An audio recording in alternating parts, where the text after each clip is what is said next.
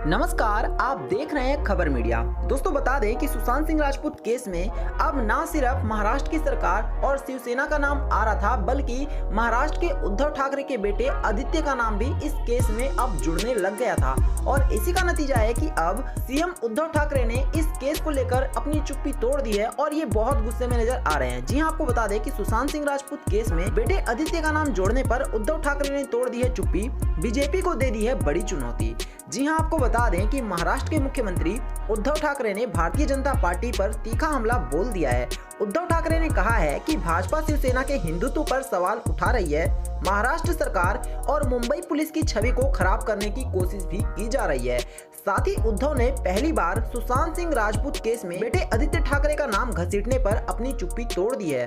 उन्होंने भाजपा को बड़ी चुनौती दे दी है। बता दें कि उन्होंने कहा है कि अगर भाजपा के अंदर हिम्मत है तो हमारी सरकार गिरा कर दिखाए। जी हां, उद्धव ठाकरे मुंबई में ठाकरे शिवाजी पार्क स्थित वीर सावरकर सभागार में पार्टी की वार्षिक दशहरा रैली में बोल रहे थे।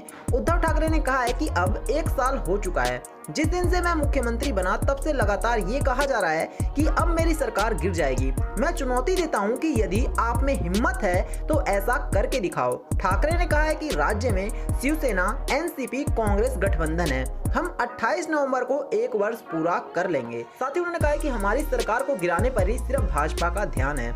इस बार रैली को कोरोना वायरस प्रोटोकॉल के चलते खुले स्थान की जगह सभागार में आयोजित किया गया था।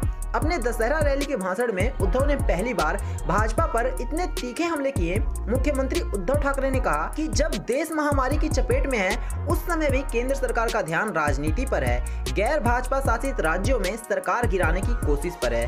उन्होंने पीएम मोदी का नाम लिए बिना कहा है कि आज हम अराजकता की ओर बढ़ रहे हैं और वो भाजपा यानी कि अपने सहयोगियों को धोखा दे रहे हैं। एनडीए लगभग समाप्त हो गया है, वो दोस्ती की बात करते हैं और बाद में अपने दोस्तों को पीठ में छुरा घोंप देते हैं। वो बिहार में विधानसभा चुनाव के बाद नीतीश कुमार के साथ भी इसी तरह का व्यवहार जरूर करेंगे। साथ ही उद्धव ठाकरे ने कहा है कि हमारे हिंदुत्व पर सवाल उठाए जा रहे हैं। पूछा जा रहा है कि हम राज्य में मंदिर क्यों नहीं खोल रहे हैं। मेरा हिंदुत्व वाला साहेब ठाकरे से अलग बताया जा रहा है, लेकिन आपका हिंदुत्व घटिया और बर्तन बजाने वाला है। हमारा हिंदुत्व वैसा नहीं है।